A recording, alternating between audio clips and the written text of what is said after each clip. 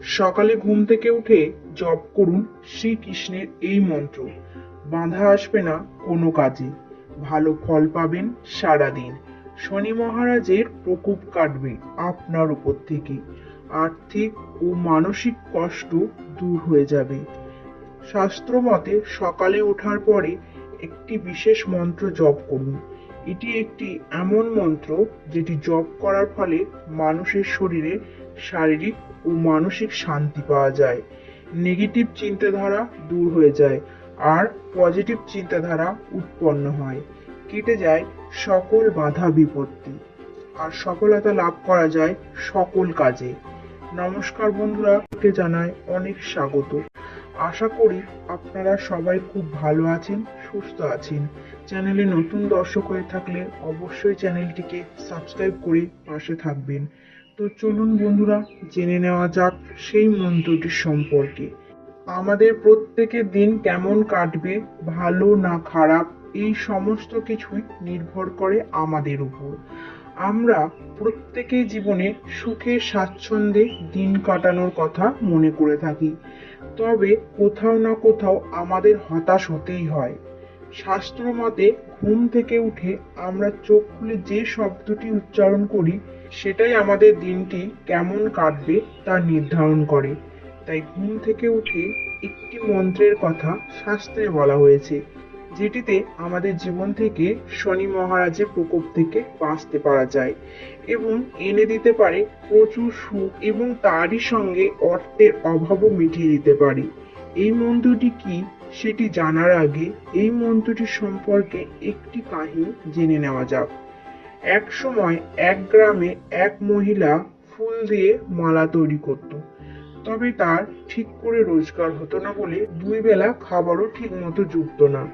মাঝে মধ্যে তাকে না খেয়ে দিন কাটাতে হতো। এমনই একদিন মহিলাটি সারাদিন পথে পথে মালা নিয়ে ঘুরে বেড়ালো। সবার বাড়ির দরজায় গিয়ে চিৎকার করে বলল, ভগবানের পূজার মালা আছে, কেউ কি নেবেন? খুব ভালো ভালো মালা আছে।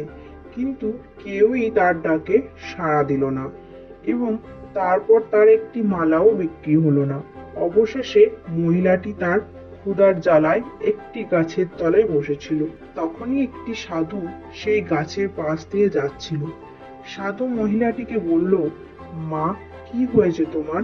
মহিলাটি সাধুকে বলল, গুরুদেব, আমি 12 বছর ধরে পূজার মালা বিক্রি করছি, তবুও আজ পর্যন্ত ভগবান আমার দুঃখ দুর্দশা মেটালো না।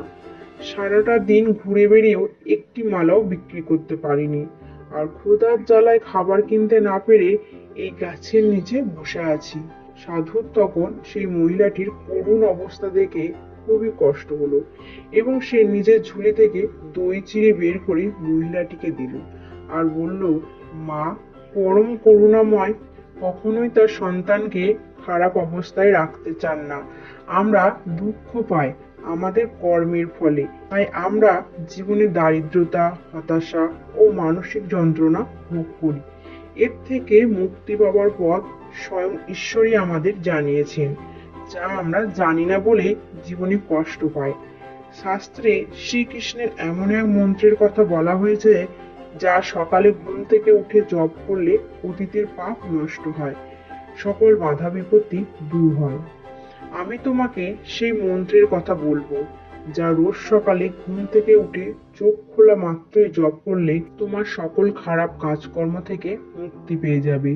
আর এই বলে সাধু সেই মন্ত্রটি শিখিয়ে দিয়ে গেল, আর মহিলাটি প্রত্যেকটা দিন সকালে উঠে এই মন্ত্রটি জপ করতে লাগলো।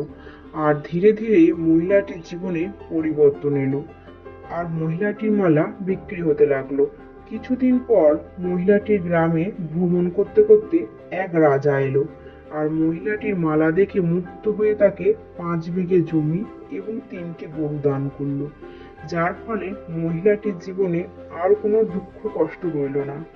বন্ধুরা, আমরা পূর্বজন্মের পাপের কারণে অনেক দুঃখ কষ্ট ভোগ করে থাকি, আমরা এই যন্ত্রণা থেকে মুক্তি পাই না।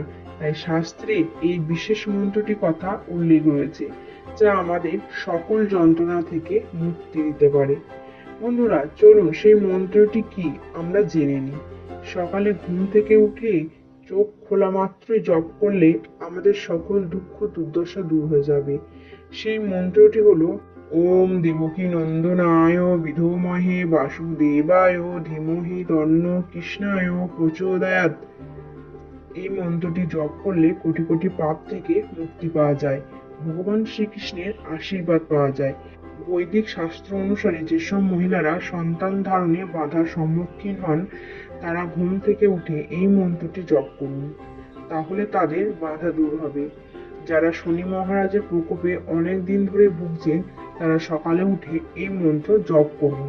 তবে আরো একটি বিশেষ বিষয়ে খেয়াল রাখবেন, আমাদের প্রত্যেকেরই যেমন সকালবেলায় ঘুম থেকে উঠে মন্ত্রটি জপ করা প্রয়োজন, তেমনি আরো একটি কাজ অবশ্যই করা উচিত। সকালে ঘুম থেকে উঠেই অবশ্যই ভালো কিছু দর্শন করবেন। শাস্ত্র মতে আমরা ঘুম থেকে উঠেই যদি শুভ কিছু দেখি, তখন আমাদের দিন শুভ হয়ে যায়। তাই স্বয়ং কক্ষে ভগবান শ্রীকৃষ্ণের রূপে একটি ছবি লাগাবেন, যাতে ঘুম ভাঙলে আপনার দৃষ্টি প্রথমেই ভগবান শ্রীকৃষ্ণের ওপরেই পড়ে। আর একটি বিশেষ জিনিস মাথায় রাখবেন, সব সময় ব্রহ্ম মুহূর্তে ঘুম থেকে ওঠার চেষ্টা করবেন। এর ফলে আপনার মন ও মেজাজ ভালো থাকবে, কারণ এই ব্রহ্ম মুহূর্তেই কিন্তু ব্রহ্মাণ্ডের সৃষ্টি হয়। তাই ব্রহ্ম মুহূর্তে ঘুম থেকে উঠে এই বিশেষ মন্ত্রটি জপ করবেন এবং ঈশ্বরের নাম স্মরণ করবেন। তো বন্ধুরা, এই ভিডিওটি এই পর্যন্তই। ভালো লাগলে অবশ্যই লাইক করবেন, শেয়ার করবেন এবং অবশ্যই সাবস্ক্রাইব করে পাশে থাকবেন। আর কমেন্ট বক্সে লিখুন জয় শ্রীকৃষ্ণ।